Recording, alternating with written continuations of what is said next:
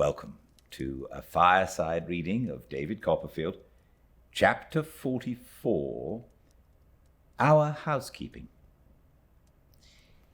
It was a strange condition of things, the honeymoon being over and the bridesmaids gone home, when I found myself sitting down in my own small house with Dora, quite thrown out of employment, as I may say, in respect of the delicious old occupation of making love. It seemed such an extraordinary thing to have Dora always there. It was so unaccountable not to be obliged to go out to see her, not to have any occasion to be tormenting myself about her, not to have to write to her, not to be scheming and devising opportunities of being alone with her. Sometimes, of an evening, when I looked up from my writing and saw her seated opposite, I would lean back in my chair and think how queer it was that there we were, alone, together as a matter of course. Nobody's business any more. All the romance of our engagement put away upon a shelf to rust. No one to please but one another. One another to please for life. When there was a debate, and I was kept out very late, it seemed so strange to me as I was walking home to think that Dora was at home. It was such a wonderful thing at first to have her coming softly down to talk to me as I ate my supper. It was such a stupendous thing to know for certain that she put her hair in papers. It was altogether such an astonishing event to see her do it. I doubt whether two young birds could have known less about keeping house than I and my pretty Dora did. We had a servant, of course. She kept house for us. I have still a latent belief that she must have been Mrs. Crupp's daughter in disguise. We had such an awful time of it with Mary Ann. Her name was Paragon. Her nature was represented to us when we engaged her as being feebly expressed in her name. She had a written character as large as a proclamation, and according to this document could do everything of a domestic nature that ever I heard of, and a great many things that I never did hear of. She was a woman in the prime of life, of a severe countenance, and subject, particularly in the arms, to a sort of perpetual measles or fiery rash. She had a cousin in the Life Guards with such long legs that he looked like the afternoon shadow of somebody else. His shell jacket was as much too little for him as he was too big for the premises. He made the cottage smaller than it need have been by being so very much out of proportion to it. Besides which, the walls were not thick, and whenever he passed the evening at our house, we always knew of it by hearing one continual growl in the kitchen. Our treasure was warranted sober and honest. I am therefore willing to believe that she was in a fit when we found her under the boiler, and that the deficient teaspoons were attributable to the dustman. But she preyed upon our minds dreadfully. We felt our inexperience and were unable to help ourselves. We should have been at her mercy if she had had any, but she was a remorseless woman and had none. She was the cause of our first little quarrel. "My dearest life," I said one day to Dora, "do you think Mary Ann has any idea of time?" "Why, Dodie?" inquired Dora, looking up innocently from her drawing. "My love, because it's 5, and we were to have dined at 4. Dora glanced wistfully at the clock and hinted that she thought it was fast. "On the contrary, my love," said I, referring to my watch, "it's a few minutes too slow." My little wife came and sat upon my knee to coax me to be quiet, and drew a line with her pencil down the middle of my nose. But I couldn't dine off that, though it was very agreeable. "Do you think, my dear," said I, "it would be better for you to remonstrate with Mary Ann?" "Oh, no, please, I couldn't, Dodie," said Dora. "Why not, my love?" I gently asked. "Oh, because I am such a little goose," said Dora, "and she knows I am." I thought this sentiment so incompatible with the establishment of any system of check on Mary Ann that I frowned a little. "Oh, what ugly wrinkles in my bad boy's forehead," said Dora, and still being on my knee, she traced them with her pencil. Putting it to her rosy lips to make it mark blacker, and working at my forehead with a quaint little mockery of being industrious, that quite delighted me in spite of myself. "There's a good child," said Dora. "It makes its face so much prettier to laugh." "But, my love," said I. "No, no, please," cried Dora with a kiss. "Don't be a naughty Bluebeard. Don't be serious." "My precious wife," said I, "we must be serious sometimes. Come, sit down in this chair, close beside me. Give me the pencil, there. Now, let us talk sensibly. You know, dear, what a little hand it was to hold, and what a tiny wedding ring it was to see. You know, my love, it is not exactly comfortable to have to go without one's dinner, now, is it?" "No," replied Dora faintly. "My love, how you tremble! Because I know you're going to scold me," exclaimed Dora in a piteous voice. "My sweet, I am only going to reason." "Oh, but reasoning is worse than scolding," exclaimed Dora in despair. "I didn't marry to be reasoned with. If you meant to reason with such a poor little thing as I am, you ought to have told me so, you cruel boy." I tried to pacify Dora, but she turned away her face and shook her curls from side to side and said, "You cruel, cruel boy," so many times that I really did not exactly know what to do. So I took a few turns up and down the room in my uncertainty and came back again. "Dora, my darling." "No, I am not your darling, because you must be sorry that you married me, or else you wouldn't reason with me," returned Dora. I felt so injured by the inconsequential nature of this charge that it gave me courage to be grave. "Now, my own Dora," said I, "you are very childish and are talking nonsense. You must remember, I am sure, that I was obliged to go out yesterday when dinner was half over, and that the day before I was made quite unwell by being obliged to eat underdone veal in a hurry. Today I don't dine at all, and I'm afraid to say how long we waited for breakfast, and then the water didn't boil. I don't mean to reproach you, my dear, but this is not comfortable." "Oh, you cruel, cruel boy, to say I am a disagreeable wife," cried Dora. "Now, my dear Dora, you must know that I never said that." "You said I wasn't comfortable," cried Dora. "I said the housekeeping was not comfortable." "It's exactly the same thing," cried Dora, and she evidently thought so, for she wept most grievously. I took another turn across the room, full of love for my pretty wife, and distracted by self-accusatory inclinations to knock my head against the door. I sat down again and said, "I am not blaming you, Dora. We have both a great deal to learn. I am only trying to show you, my dear, that you really must," I was resolved not to give this up, "accustom yourself to look after Mary Ann. Likewise, to act a little for yourself and me."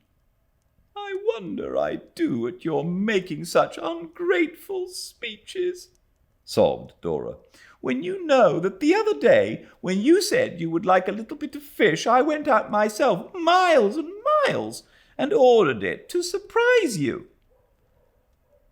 And it was very kind of you, my own darling, said I. I felt it so much that I wouldn't on any account have even mentioned that you bought a salmon which was too much for two, or that it cost £1.6, which was more than we can afford. You enjoyed it very much, sobbed Dora, and you said I was a mouse. And I'll say so again, my love, I returned 1,000 times. But I had wounded Dora's soft little heart, and she was not to be comforted. She was so pathetic in her sobbing and bewailing that I felt as if I had said I don't know what to hurt her. I was obliged to hurry away. I was kept out late, and I felt all night such pangs of remorse as made me miserable. I had the conscience of an assassin and was haunted by a vague sense of enormous wickedness. It was 2 or 3 hours past midnight when I got home. I found my aunt in our house, sitting up for me. Is anything the matter, Aunt? Said I, alarmed. Nothing, Trot, she replied. Sit down. Sit down. Little Blossom has been rather out of spirits, and I have been keeping her company, that's all. I leaned my head upon my hand and felt more sorry and downcast as I sat looking at the fire than I could have supposed possible so soon after the fulfillment of my brightest hopes. As I sat thinking, I happened to meet my aunt's eyes, which were resting on my face. There was an anxious expression in them, but it cleared directly. I assure you, Aunt, said I have been quite unhappy myself all night to think of Dora's being so. But I had no other intention than to speak to her tenderly and lovingly about our home affairs. My aunt nodded encouragement.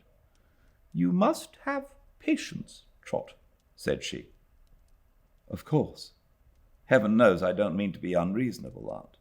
No, no, said my aunt. But Little Blossom is a very tender little blossom, and the wind must be gentle with her. I thanked my good aunt in my heart for her tenderness towards my wife, and I was sure that she knew I did. Don't you think, Aunt, said I, after some further contemplation of the fire, that you could advise and counsel Dora a little for our mutual advantage now and then? Trot, returned my aunt with some emotion. No. Don't ask me such a thing. Her tone was so very earnest that I raised my eyes in surprise. I look back on my life, child, said my aunt, and I think of some who are in their graves with whom I might have been on kinder terms. If I judged harshly of other people's mistakes in marriage, it may have been because I had bitter reason to judge harshly of my own. Let that pass. I have been a grumpy, frumpy, wayward sort of a woman a good many years. I am still, and I always shall be. But you and I have done one another some good, Trot. At all events, you have done me good, my dear. And division must not come between us at this time of day. Division between us, cried I. Child, said my aunt, smoothing her dress. How soon it might come between us, or how unhappy I might make our little Blossom if I meddled in anything, a prophet couldn't say. I want our pet to like me. and be as gay as a butterfly. Remember your own home in that second marriage, and never do both me and her the injury you have hinted at. I comprehended at once that my aunt was right, and I comprehended the full extent of her generous feeling towards my dear wife. These are early days, Trot, she pursued, and Rome was not built in a day nor in a year. You have chosen freely for yourself. A cloud passed over her face. For a moment, I thought. And you have chosen a very pretty and a very affectionate creature. It will be your duty, and it will be your pleasure too, of course, I know that. I am not delivering a lecture to estimate her, as you chose her, by the qualities she has, and not by the qualities she may not have. The latter you must develop in her if you can, and if you cannot, child, here my aunt rubbed her nose, you must just accustom yourself to do without 'em. But remember, my dear, your future is between you two. No one can assist you. You are to work it out for yourselves. This is marriage, Trot. And heaven bless you both in it, for a pair of babes in the wood as you are. My aunt said this in a sprightly way and gave me a kiss to ratify the blessing. Now, said she, light my little lantern and see me into my bandbox by the garden path, for there was a communication between our cottages in that direction. Give Betsy Trotwood's love to Blossom when you come back, and whatever you do, Trot, never dream of setting Betsy up as a scarecrow, for if I ever saw her in the glass, she's quite grim enough and gaunt enough in her private capacity. With this my aunt tied her head up in a handkerchief, with which she was accustomed to make a bundle of it on such occasions, and I escorted her home. As she stood in her garden, holding up her little lantern to light me back, I thought her observation of me had an anxious air again.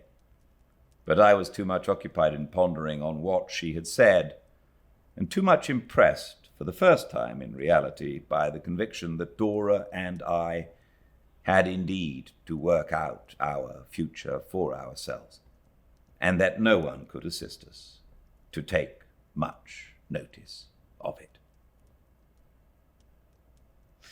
Dora came stealing down in her little slippers to meet me now that I was alone, and cried upon my shoulder and said I had been hard-hearted and she had been naughty, and I said much the same thing in effect, I believe, and we made it up and agreed that our first little difference was to be our last, and that we were never to have another if we lived 100 years. The next domestic trial we went through was the ordeal of servants. Mary Ann's cousin deserted into our coal-hole, and was brought out, to our great amazement, by a piquet of his companions in arms, who took him away handcuffed in a procession that covered our front garden with ignominy. This nerved me to get rid of Mary Ann, who went so mildly on receipt of wages that I was surprised until I found out about the teaspoons, and also about the little sums she had borrowed in my name of the tradespeople, without authority. After an interval of Mrs. Kidgerbury, the oldest inhabitant of Kentish Town, I believe, who went out charring, but was too feeble to execute her conceptions of that art, we found another treasure, who was one of the most amiable of women, but who generally made a point of falling either up or down the kitchen stairs with the tray, and almost plunged into the parlour as into a bath with the tea things. the ravages committed by this unfortunate rendering her dismissal necessary, she was succeeded, with intervals of Mrs. Kidgerbury, by a long line of incapables, terminating in a young person of genteel appearance who went to Greenwich Fair in Dora's bonnet, after whom I remember nothing but an average equality of failure. Everybody we had anything to do with seemed to cheat us. Our appearance in a shop was a signal for the damaged goods to be brought out immediately. If we bought a lobster, it was full of water. All our meat turned out to be tough, and there was hardly any crust to our loaves. In search of the principle on which joints ought to be roasted enough and not too much, I myself referred to the cookery book, and found it there established as the allowance of 1/4 of an hour to every pound, and say 1/4 over. But the principle always failed us by some curious fatality, and we never could hit any medium between redness and cinders. I had reason to believe that in accomplishing these failures we incurred a far greater expense than if we had achieved a series of triumphs. It appeared to me, on looking over the tradesmen's books, as if we might have kept the basement story paved with butter, such was the extensive scale of our consumption of that article. I don't know whether the excise returns of the period may have exhibited any increase in the demand for pepper, but if our performances did not affect the market, I should say several families must have left off using it. And the most wonderful fact of all was that we never had anything in the house. As to the washerwoman pawning the clothes and coming in a state of penitent intoxication to apologize, I suppose that might have happened several times to anybody. Also the chimney on fire, the parish engine, and perjury on the part of the beadle. But I apprehend that we were personally fortunate in engaging a servant with a taste for cordials, who swelled our running account for porter at the public house by such inexplicable items as quartern rum shrub, Mrs. C., half quartern gin and cloves, Mrs. C., glass rum and peppermint, Mrs. C., the parentheses always referring to Dora, who was supposed, it appeared on explanation, to have imbibed the whole of these refreshments. Thanks so much for joining me. Tomorrow I won't be reading. I'm not going to be reading tomorrow, but I will be reading the day after Wednesday. I hope to see you then live at 5 Pacific at Fireside Reading on Instagram, and all the chapters uploaded to the YouTube channel Fireside Reading just as quickly as I can do it. Please check that out and subscribe and like and comment if you would like. I certainly like receiving those. Until I see you all again, please stay very well. Goodbye.